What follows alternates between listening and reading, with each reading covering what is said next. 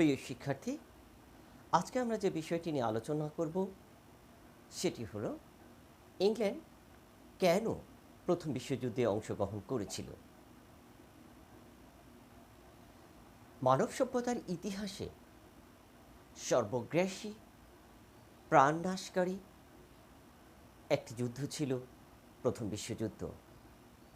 মানব সভ্যতার ইতিহাসে এটি একটি কলঙ্কজনক অধ্যায়ের সৃষ্টি করেছিল। প্রথম বিশ্বযুদ্ধের সূচনা হয়েছিল 1914 সালে, সমাপ্ত ঘটেছিল 1918। ইউরোপের সাম্রাজ্যবাদী শক্তিগুলোর পরস্পর প্রতিযোগিতা, উৎকট সাম্রাজ্যবাদ, ইউরোপীয় শক্তিগুলোর মধ্যে সামরিক জোট গঠন, তাদের স্বার্থপরতা, নৈতিকতার অবক্ষয় প্রভৃতি কারণে প্রথম বিশ্বযুদ্ধ শুরু হয়েছিল। 1914 সালে অস্ট্রিয়া ও সার্বিয়ার মধ্যে প্রথম যুদ্ধ শুরু হয় এবং কয়েকদিনের মধ্যে ছড়ে পড়ে সমগ্র ইউরোপ, আমেরিকা, এশিয়া এবং বিশ্বের বিভিন্ন অঞ্চলে। এ যুদ্ধে দুটি বিবাদমান পক্ষ ছিল, একটি অক্ষশক্তি, অপরটি মিত্রশক্তি। অক্ষশক্তিতে আমরা জানি ছিল জার্মানি, অস্ট্রো-হাঙ্গেরি, বুলগেরিয়া, তুরস্ক। অপরপক্ষে মিত্রশক্তিতে ছিল ইংল্যান্ড, ফ্রান্স, রাশিয়া এবং যুক্তরাষ্ট্র। ইংল্যান্ড কেন যুদ্ধে অংশগ্রহণ করল? 1915 সালে ভিয়েনা কংগ্রেসের মধ্য দিয়ে নেপোলিয়নের পতন হয়। নেপোলিয়নের পতনের পর থেকে ব্রিটেন বা ইংল্যান্ড পররাষ্ট্রনীতির ক্ষেত্রে পলিসি অফ স্প্লেন্ডিড আইসোলেশন বা চমৎকার নিঃসঙ্গতার নীতি অনুসরণ করে আসছিল। সে ইউরোপের কোনো রাজনৈতিক অঙ্গনে নিজেকে জড়াতে চায়নি। কিন্তু 20 শতকের সূচনা লগ্নে অবস্থার দ্রুত পরিবর্তন ঘটতে থাকে, যার কারণে ইংল্যান্ড বিচ্ছিন্নতার নীতি ত্যাগ করে প্রথম বিশ্বযুদ্ধে যোগদান করতে বাধ্য হয়েছিল। প্রথম বিশ্বযুদ্ধের যেসব মৌলিক কারণ চিহ্নিত করা হয় তার প্রায় সবগুলোর সাথেই ইংল্যান্ডের সম্পৃক্ততা ছিল। এজন্য ইংল্যান্ড 1914 সালে আগস্ট মাসে প্রথম বিশ্বযুদ্ধে মিত্রপক্ষে অংশগ্রহণ করে। যোগদানের কারণগুলো একটু আমরা আলোচনা করব। এক, জার্মানির নৌশক্তির সম্প্রসারণ। 1870 সালে সেডানের যুদ্ধের মধ্য দিয়ে ফ্রান্সকে প্রুশিয়া বা জার্মানি পরাজিত করে একটি ঐক্যবদ্ধ রাষ্ট্র প্রতিষ্ঠা করে। বিসমার্কের নেতৃত্বে, বিসমার্ক যতদিন জীবিত ছিলেন ততদিন তিনি বলেছিলেন তার উপনিবেশের প্রয়োজন নেই, যে তিনি রাষ্ট্র প্রতিষ্ঠা করেছেন তাতেই তৃপ্ত। কিন্তু বিসমার্কের মৃত্যুর পর সম্রাট কাইজার দ্বিতীয় উইলিয়ামের সময় দ্বিতীয় উইলিয়াম তার পররাষ্ট্র নীতির ক্ষেত্রে একটা ব্যাপক পরিবর্তন নিয়ে আসে। তিনি সাম্রাজ্যবাদী নীতি অনুসরণ করতে শুরু করে। এটা করতে গিয়ে জার্মান কর্তৃক বিশাল নৌবাহিনী গঠন, সম্প্রসারণ ও নৌশক্তি বৃদ্ধিতে বলীয়ান হয়ে ওঠে। এতে ইংল্যান্ড বা ব্রিটেন বিচলিত হয়ে ওঠে। বিশেষ করে 1900 সালে এবং পরবর্তী সময়ে জার্মানি কতকগুলো নৌ আইন পাশ করে, যে নৌ আইনগুলোর মাধ্যমে জার্মানি নৌশক্তিতে ভয়াবহ রূপে সম্প্রসারণ করে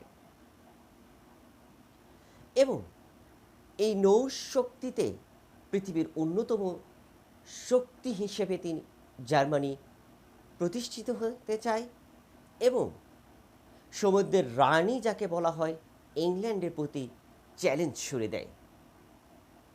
এটা যেমন ছিল ইংল্যান্ডের কাছে মর্যাদার বিষয়, তেমনি ভীতি এবং শঙ্কার বিষয় ছিল। কারণ সমুদ্র নেতৃত্ব দিত ব্রিটেন। ব্রিটেন চেষ্টা করে আপোষমূলক নীতি অনুসরণ করে জার্মানির সঙ্গে বন্ধুত্ব বা বৈত্রী স্থাপনে 1890 সালে, 1901 সালে, এমনকি 1912 সালেও জার্মানির সাথে মৈত্রী স্থাপনের প্রস্তাব ইংল্যান্ড প্রেরণ করে। কিন্তু জার্মানি বিশ্বে প্রভুত্ব স্থাপনে এত মরিয়া হয়ে উঠেছিল যে ইংল্যান্ডের প্রস্তাব প্রত্যাখ্যান করে। ফলশ্রুতিতে ইংল্যান্ড ও জার্মানির সম্পর্কের অবনতি ঘটে। প্রাচ্যে ব্রিটিশ স্বার্থ ক্ষুণ্ণ, এটিও প্রথম বিশ্বযুদ্ধে ব্রিটেনের যোগদানের একটি অন্যতম কারণ ছিল।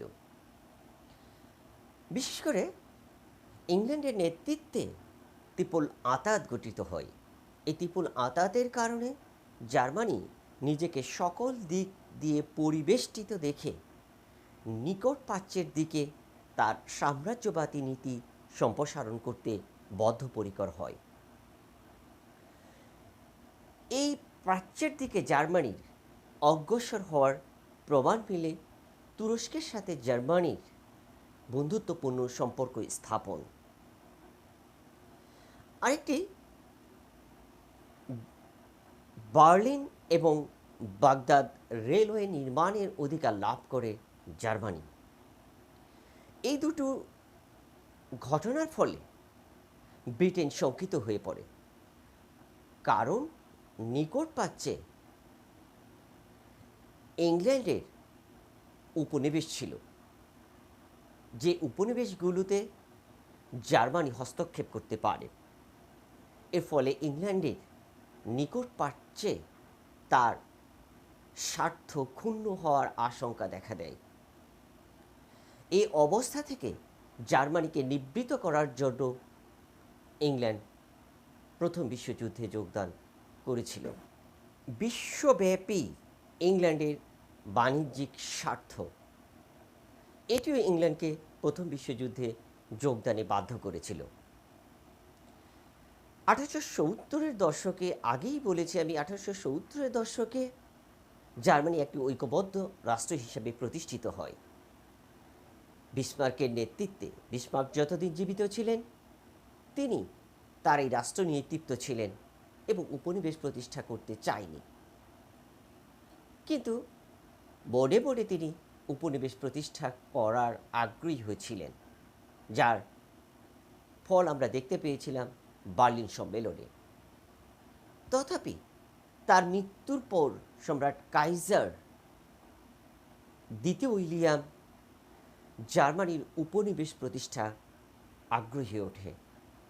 উপনিবেশ বিস্তারে মনোনিবেশ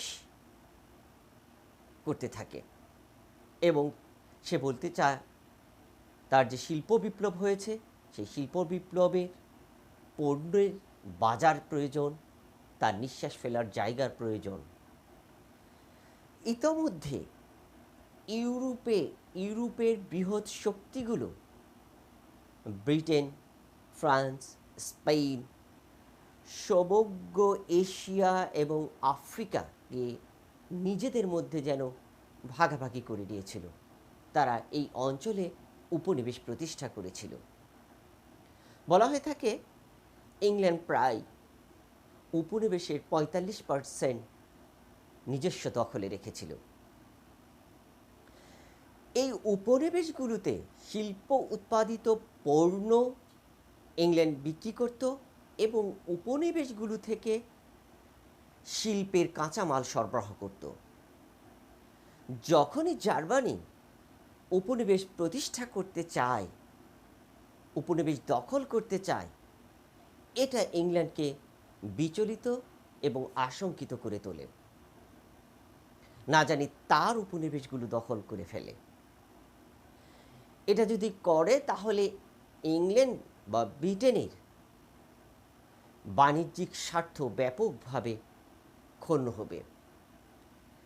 ইংল্যান্ডের এই বাণিজ্যিক স্বার্থ রক্ষার জন্য জার্মানির সাম্রাজ্যবাদী নীতিকে প্রতিহত করার লক্ষ্যেই ইংল্যান্ড প্রথম বিশ্বযুদ্ধে অংশগ্রহণ করেছিল। ব্রিটেন কর্তৃক ফ্রান্স ও রাশিয়ার সাথে চুক্তি অর্থাৎ ট্রিপল আঁতাত, জার্মান কর্তৃক সমুদ্রে প্রাধান্য বিস্তারের যে আশঙ্কা দেখা দেয় এবং উপনিবেশে সাম্রাজ্য প্রতিষ্ঠার যে আশঙ্কা দেখা দেয়, এমন পরিস্থিতিতে ইংল্যান্ড নিজেকে নিঃসঙ্গ ভাবতে থাকে এবং আগের থেকে নিঃসঙ্গতার নীতিও ব্রিটেন অবলম্বন করে আসছিল। যার কারণে ইংল্যান্ড এই নিঃসঙ্গতার নীতি পরিহার করে তিনি বন্ধু খুঁজতে থাকে, মিত্র অনুসন্ধান করতে থাকে। এই মিত্র অনুসন্ধান করতে গিয়ে ফ্রান্সের সাথে তার দীর্ঘদিনের যে শত্রুতা ছিল, সেই শত্রুতার অবসান ঘটিয়ে বিরোধের নিষ্পত্তি করে ব্রিটেন ফ্রান্সের সাথে একটি বন্ধুত্বপূর্ণ সম্পর্ক স্থাপন করেন 1904 সালে। একইভাবে রাশিয়ার সাথে একটি চুক্তি সম্পাদন করেন। এভাবে ইংল্যান্ড, ফ্রান্স ও রাশিয়ার মধ্যে একটি সামরিক জোট গঠিত হয়, যেটি ট্রিপল আঁতাত নামে পরিচিত। এই ট্রিপল আঁতাতের ফলে এই জোট গঠনের ফলশ্রুতিতে স্বাভাবিকভাবে যুদ্ধের উন্মাদনা বেড়ে যায়। অন্যদিকে জার্মানির নেতৃত্বেও একটি জোট গঠিত হয়। এই জোট গঠনের পরও ব্রিটেন চেয়েছিল ইউরোপে শান্তি প্রতিষ্ঠা করতে এবং ব্রিটেন শান্তির পক্ষপাতী এবং উদ্যোক্তাও ছিল বলা যায়। শুধু তাই নয়, আন্তর্জাতিক সংকটগুলোতে আসন্ন যুদ্ধ প্রতিরোধ করার যথাসাধ্য চেষ্টাও করেছিল ইংল্যান্ড। কিন্তু তার সকল প্রচেষ্টা সত্ত্বেও কয়েকটি ঘটনার ফলে ব্রিটেন যুদ্ধে জড়িয়ে পড়ে। এই ঘটনাগুলোর মধ্যে অন্যতম ছিল সার্বিয়ার বিরুদ্ধে অস্ট্রিয়ার যুদ্ধ ঘোষণা। 1914 সালের 28 জুন অস্ট্রিয়ার সিংহাসনের ভাবী উত্তরাধিকারী আর্ক ডিউক ফার্দিনান্ড ও মিসেস ফার্দিনান্ড বসনিয়ার রাজধানী সেরাজেভোতে ভ্রমণে যায়।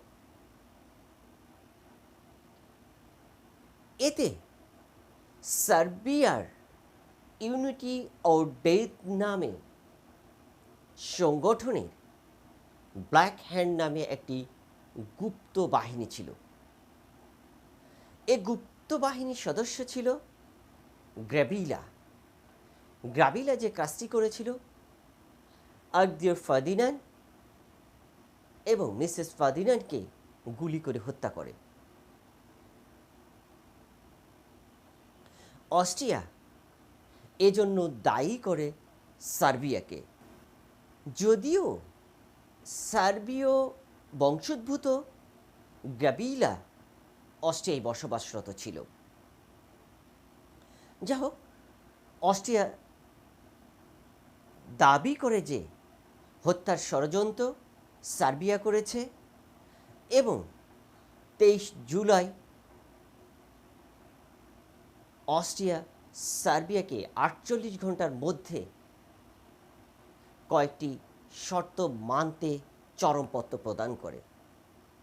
সার্বিয়া তার সামর্থ্য অনুযায়ী যতটুকু সম্ভব শর্ত পূরণে সম্মত হয় এবং এখানে ইংল্যান্ড মধ্যস্থতার চেষ্টাও করেছিল, কিন্তু ইংল্যান্ডের মধ্যস্থতা অস্ট্রিয়া প্রত্যাখ্যান করে। অস্ট্রিয়া সার্বিয়ার প্রতি উত্তরে অসন্তুষ্ট হয়ে 28 জুলাই সার্বিয়ার বিরুদ্ধে যুদ্ধ ঘোষণা করে। এই যে অস্ট্রিয়া ইংল্যান্ডের মধ্যস্থতা প্রত্যাখ্যান করে ইংল্যান্ডের নিষেধাজ্ঞা উপেক্ষা করে যুদ্ধ ঘোষণা করলে ইংল্যান্ড স্বাভাবিকভাবে মনক্ষুণ্ণ হয়, অসন্তুষ্ট হয়ে পড়ে অস্ট্রিয়ার উপরে, যার কারণে প্রথম বিশ্বযুদ্ধে যোগদানে তার পথ প্রশস্ত হয়েছিল। অপর যে ঘটনাটি ছিল, জার্মানি কর্তৃক রাশিয়া এবং ফ্রান্সের বিরুদ্ধে যুদ্ধ ঘোষণা। অস্ট্রিয়া কর্তৃক সার্বিয়ার যুদ্ধ ঘোষণা করলে, অর্থাৎ অস্ট্রিয়া সার্বিয়া আক্রমণ করলে, সার্বিয়ায় বসবাসরত স্লাভ জাতি ছিল এবং এই স্লাভ জাতি বা স্লাভ বংশোদ্ভূত লোক রাশিয়াতেও বসবাস করত। এই স্লাভ জাতি আবেদন করে রাশিয়ার নিকট তাদের রক্ষার জন্য, যার কারণে রাশিয়া অস্ট্রিয়ার বিরুদ্ধে সৈন্য সমাবেশ শুরু করে। এতে অস্ট্রিয়ার মিত্র জার্মানি রাশিয়াকে সৈন্য প্রত্যাহার করতে এবং ফ্রান্সকে যুদ্ধে নিরপেক্ষ থাকার জন্য চরম পত্র প্রেরণ করে। রাশিয়া ও ফ্রান্স এতে কর্ণপাত না করায় জার্মানি 1 আগস্ট রাশিয়ার বিরুদ্ধে, 3 আগস্ট ফ্রান্সের বিরুদ্ধে যুদ্ধ ঘোষণা করে।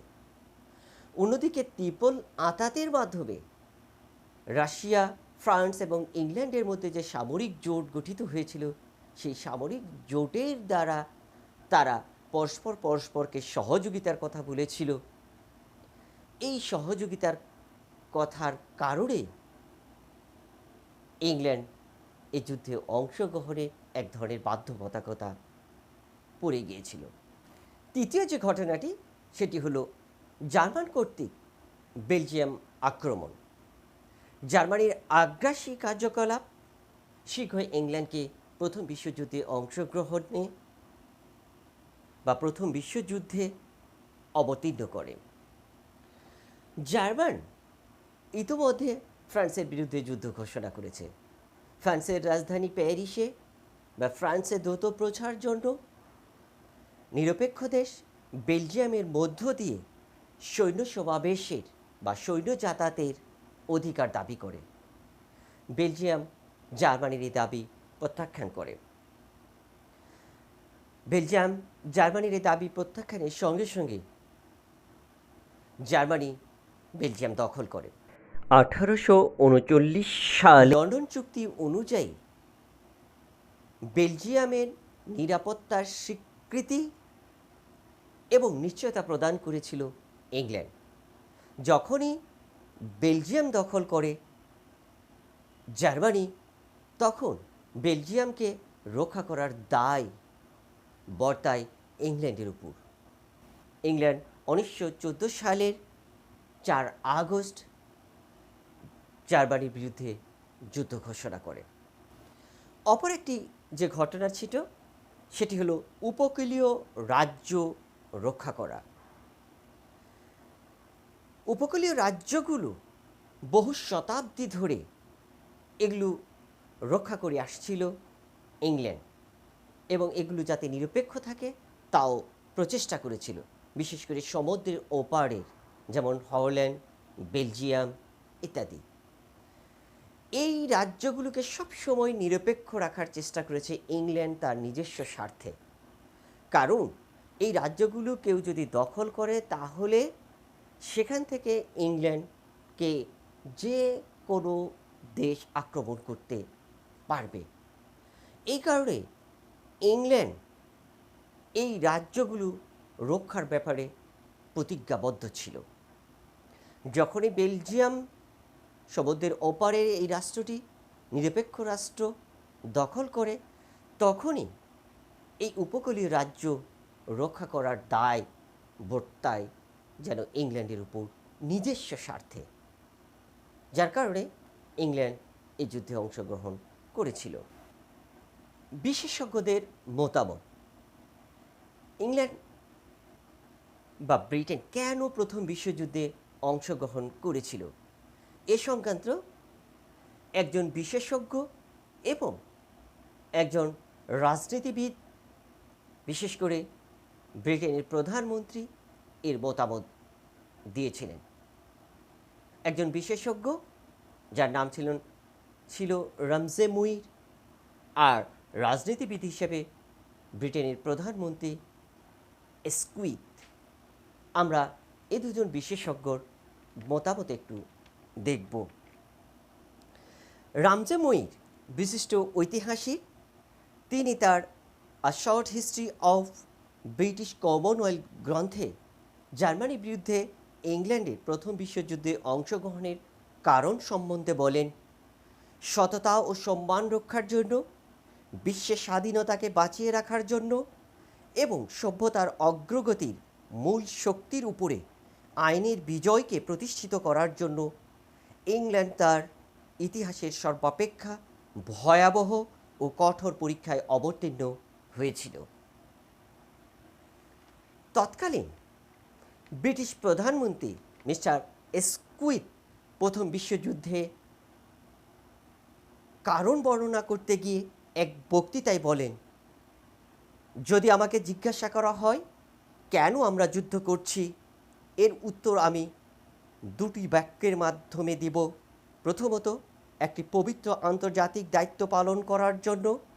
দ্বিতীয়ত, আন্তর্জাতিক প্রতিশ্রুতি ভঙ্গকারী একটি ক্ষমতাবান ও অতিকায় শক্তির খামখেয়ালির দ্বারা ক্ষুদ্র জাতিসমূহের অস্তিত্ব বিপন্ন হতে দেয়া উচিত নয়, এই নীতি সমর্থন করবার জন্য।